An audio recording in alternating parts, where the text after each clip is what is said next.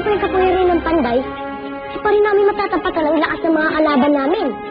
May alam akong paraan para lumakas kayo. Ano mo kung paraan yun? Isang madugong paglalakbay sa mundo ng mistiko.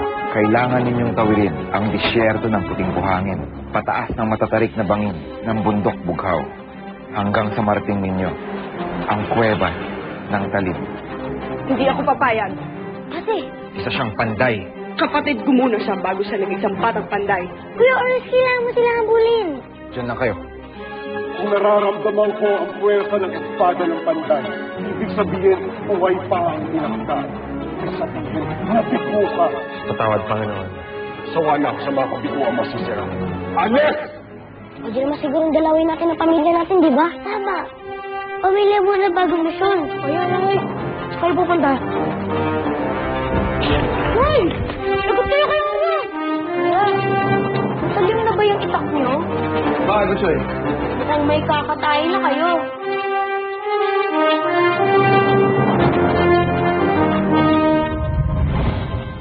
Ready?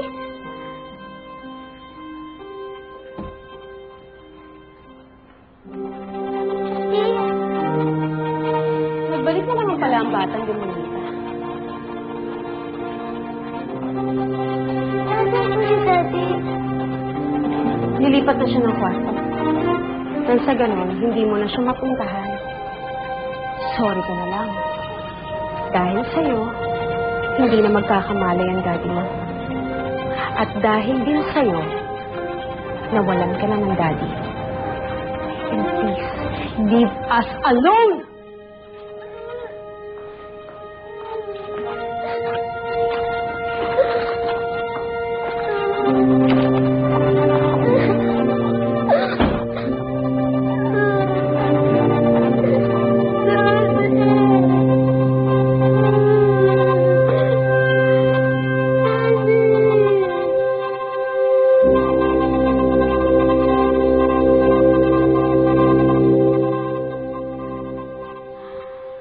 Haji, Fatima.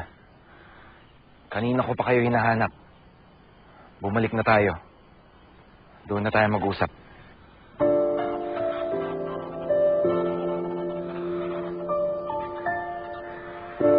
Pasensya ka na, Kuya Oris, ha? Pero, sama si Ate Fatima eh. Kaming dalawa na lang narito. Hindi ako makakapahid na mag-iwalay pa kami.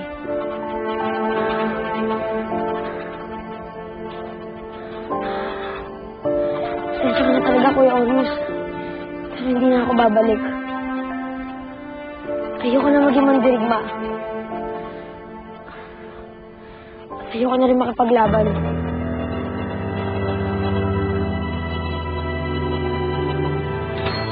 Ang kapal din ang mukha mo bumalik dito, ah! Ano kung tatawagin, Chong? Ha? Anak na demonyo! Babalik sa siyero! Wag po! Mami, sandali lang po! Mami! Mami, bakit po kayo ganyan? Hindi mo pa rin ba alam? Dahil sa'yo, na-aksidente si James. Dahil din sa'yo, kaya malubha ang kalagayan ng daddy mo. Mami, hindi ko po ginawa yun!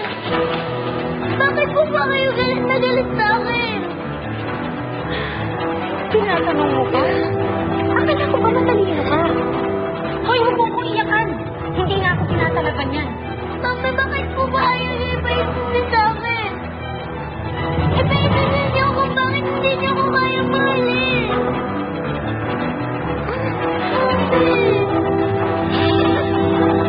Yan. Ha? Yung mga sumay. Hindi pa ba sapat na dahilan para ayawan ka? Ano? Hindi ka sasagot?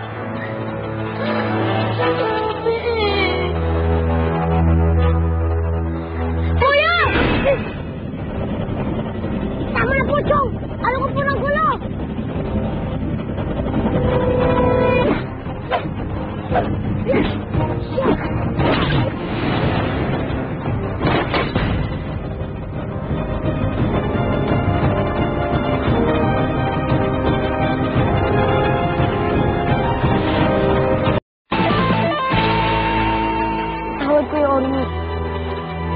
papipiliin mo kung ano mas mahalaga sa akin.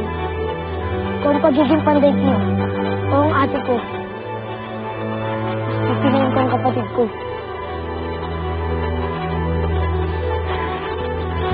Narinig mo siya, Orius. Nakapili na ang kapatid ko. Hindi pwede. Hindi ako makakapayag. Bilang tagapagbantay ng espada ng panday, nakaatas sa akin gawin lahat para magkatotoo ang buhay na tinadhana para sa kanila. Tungkulin kong gabayan ang mga bata sa tamang landas. At mali ito. Mali! Paano naging mali? Paano?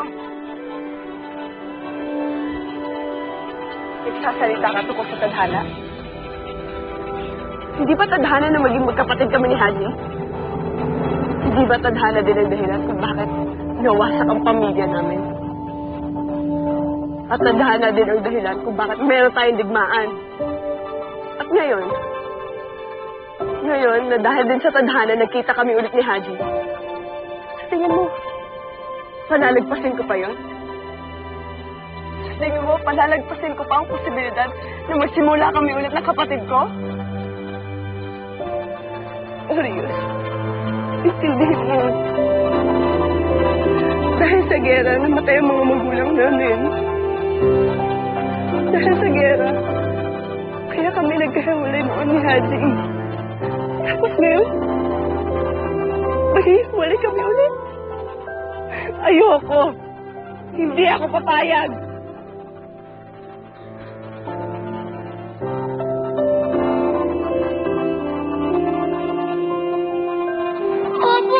Opo, at may iba ako. May sungay nga po ako. Pero hindi po ibig sabihin yun. Sama-sama na ako. Nalimaw na ako.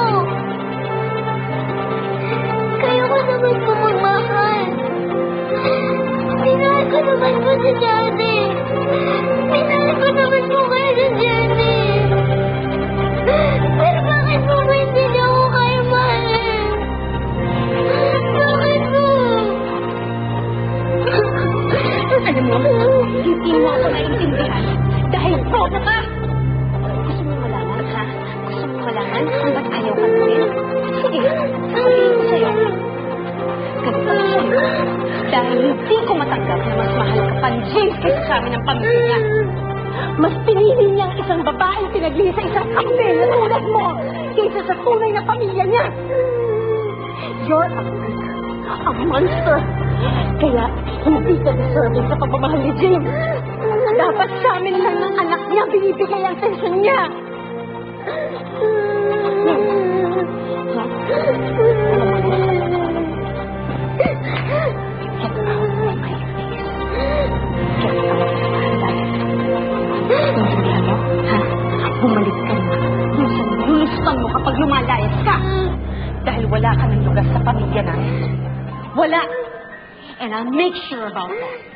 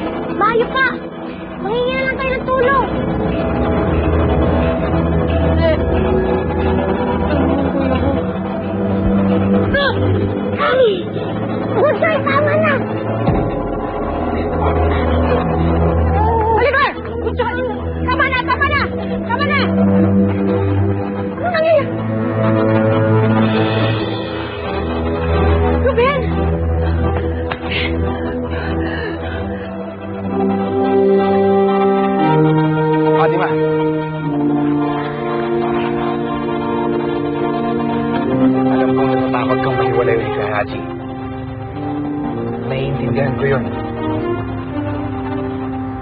Hindi mo nakita ang mga nakita namin, Orius. Hindi mo naranasan ang mga pinagdaanan namin. Kaya huwag kang magkukunwari na naiintindihan mo kami. Isa rin akong mandirigma. At ilang giyera na rin ang napagdaanan ko. Kaya alam ko ang sinasabi ko. Digmaan din ang dahilan kung bakit nawala ang mga taong mahal ko sa buhay. Nawala ang babaeng mahal ko. At ang taong tinuring kong ama. Nakulong niyo yung anak niyo. Sinaktan niya si kuya. Kailangan tulong. Dali! Tawag kayo ng tulong! Pagmanda ka!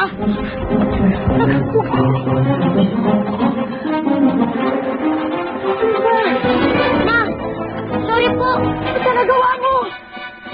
Ma! Sorry! Pinagtanggol ko lang po yung sarili ko. Kaya po pumunta dito para makita kayo.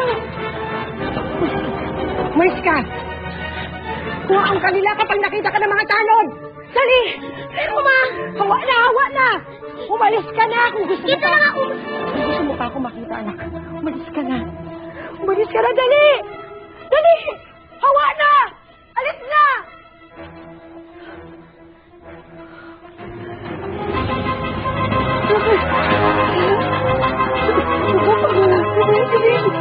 Walang may gusto ng digmaan. Walang may gustong mawala ng mahal sa buhay. Pero nangyayari pa rin ang digmaan. Dahil may masasamang taong kailangan natin pigilan. Pero bakit kailangan ng kapatid ko pa? Saba na ba ako? Kung gusto ko itakas ang kapatid ko dito? Masama bang piliin na huwag na lang idamay si Haji? Hindi masama pero mali.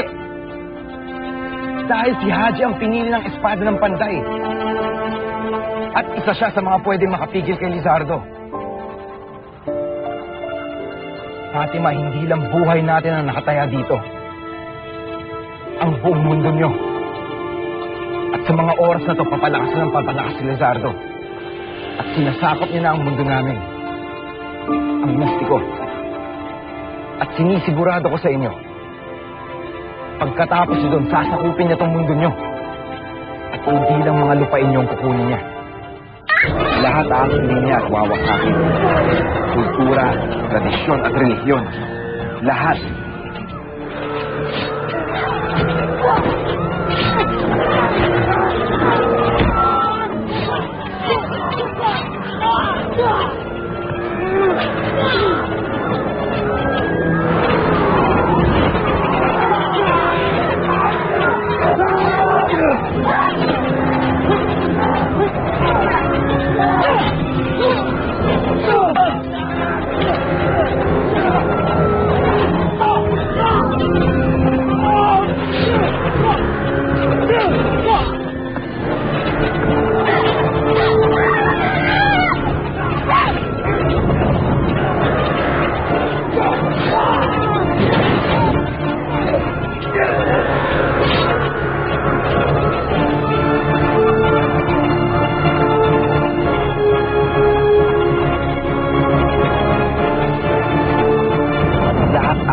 Lizardo at isasadlak sa dilim. Ganon siya kasama. At pag nagtagumpay siya, walang makakawala. Hindi tatalag sa akin ang mga dasal ninyo!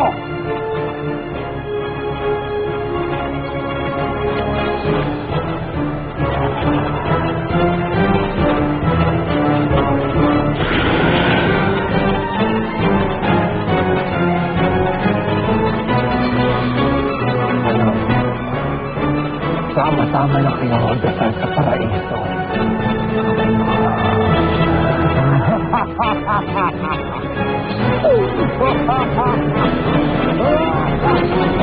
Papalakas na si Lizardo. At darating ang panahon na itong mundo niyo naman ang aatakihin niya. Hindi niyo ba naiintindihan? Mas malaki sa atin ang lahat ng ito.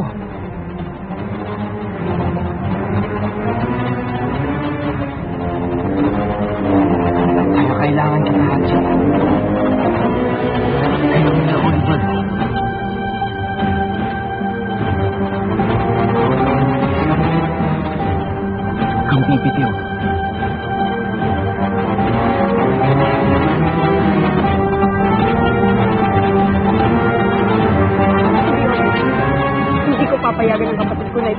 niya.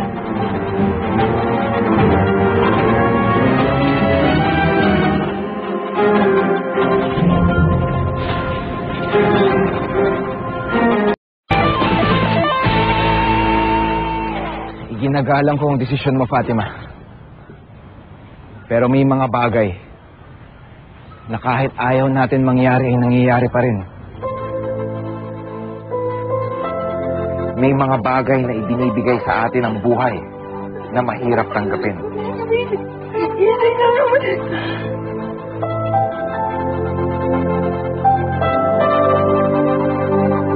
At minsan, mas madali na lang magtago o tumakbo. Siya ang lalaki sa kuya ko! Ikulong siya! Huliin niyo siya!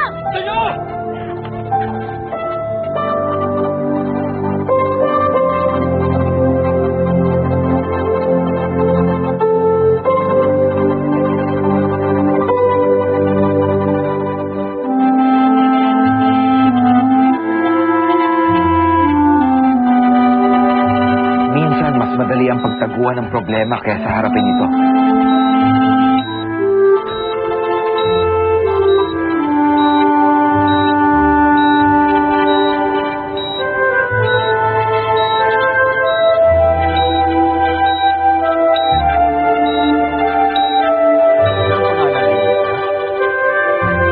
Pero kasama sa buhay ang problema. Dahil dito, natututo tayo. Natututo tayong tanggapin ang buhay na tinadhana para sa atin. Sa ngalan ng simbahan Katoliko, Sa lahat ng bagay, sa lahat ng oras ay may problema. Kaya kailangan natin tanongin ang sarili natin. Lalaban ba tayo o hindi? Itong digmaang dala ni Lizardo, wala nang makakalutas nito kundi kayong tatlo lang. Dahil kayong pinili ng espada ng Panday.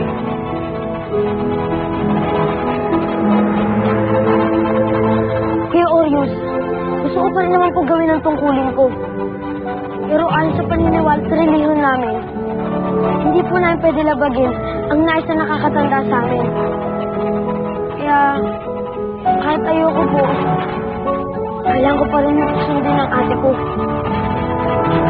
Haji? Fatima, narinig mo na si Haji. Haji?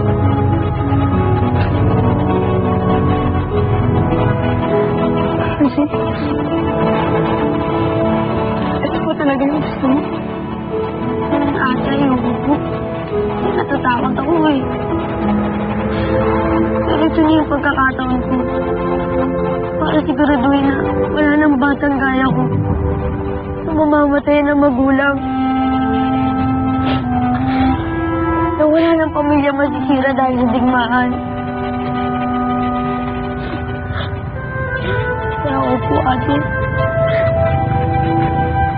Ito po ang gusto kong gawin.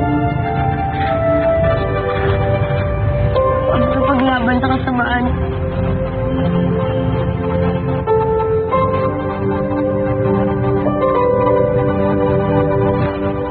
Narinig mo na ang saloobin ng kapatid mo.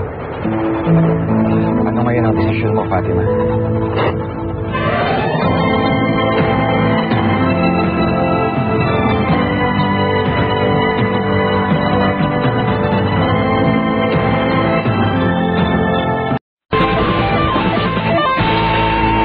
Ate, Huwag ka na magsalita. Naiintindihan ko na.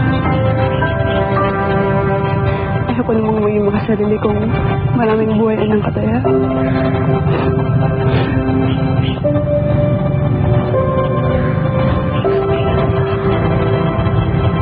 Kung gusto ni Haji, sige. Napayagan ko siya. Pero tatandaan mo, Orius. Oras na may mangyaring masama sa kapatid ko, sisingilin kita. Sa oras na may mangyaring masama sa kapatid mo, tatanggapin ko ang kahit na anong parusang ibigay mo sa akin.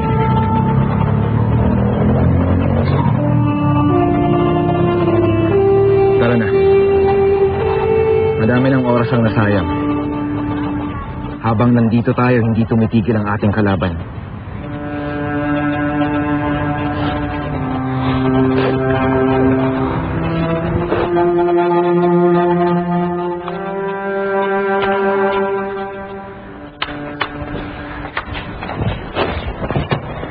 Orius!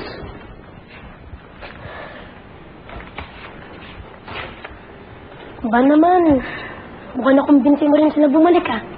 Galing mo, Orius. Akala ko sa pakikipagsundukan ka lang magaling eh. Di pala. Marunong ka rin pala mangumbinsi. Baka pwede mo rin yung gawin kila Oliver at Charlie. Bakit? Asan sina Oliver at Charlie? Nang umalis kayo, umalis din sila. Sabi nila, babalik din daw sila sa pamilya nila. Huwag kang mag-alala, Rosana. Nadala na ng mga tanod si Ruben sa ospital. Magiging okay na siya. Salamat, Kapitan. Eh, paano po si Oliver? Nahuli na po ba siya? Kailangan siya mahuli baka makasakit siya ng iba. Hinahanap na siya ng mga tanod ko, Butchoy. Kapitan, iusap lang.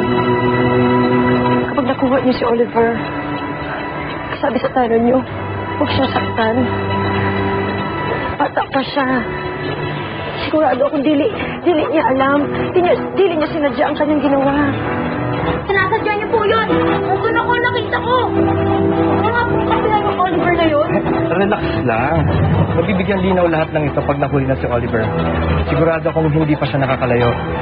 Sigurado ako, maabutan siya ng mga tao ko. Salamat.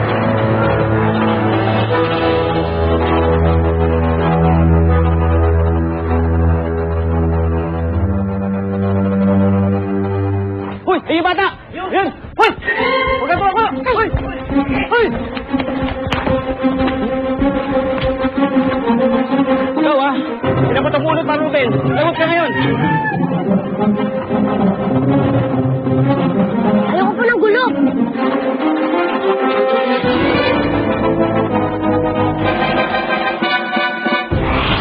Patunayan ni Andrea, kaya niya bawat misyon na inaatang ko sa kanya. Dahil dyan, talagang tutunin ako ibibigay sa'yo. Nandito na tayo sa ating mundo. Tatahakin natin ang landas sa pagiging tunay na mandirigman.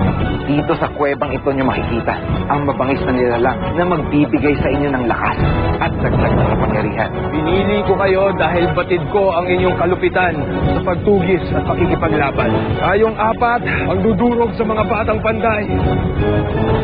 Ano nakita mo? Ito pa mga batang panday. Nasa sila ng isang taong campaign.